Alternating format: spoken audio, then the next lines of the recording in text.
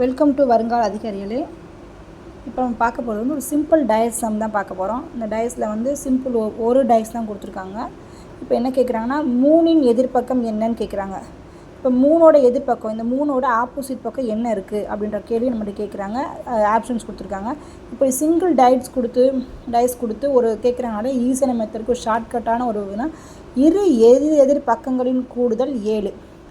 எதிர் பக்கத்தோட கூடுதல், இப்போ இதோட ஆப்போசிட் இதோட கூடுதல் 7. இப்போ இந்த சைடுக்கு ஆப்போசிட் இது 5ஓட கூடுதல் வந்து 7 வரணும்னா இங்கே 2 வரும். இப்போ இதோட ஆப்போசிட் வந்து கூடுதல் என்ன வரும்னா, இப்போ 3க்கு வந்து என்ன நம்பர் கூட்டினா 7 வரும்.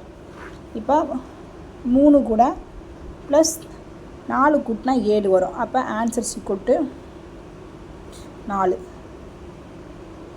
Answer equal to 4. ஓகே.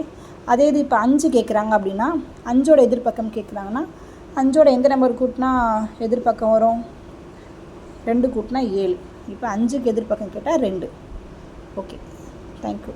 பிடிச்சிருந்தா லைக் பண்ணுங்கள், ஷேர் பண்ணுங்கள், சப்ஸ்கிரைப் பண்ணுங்கள்.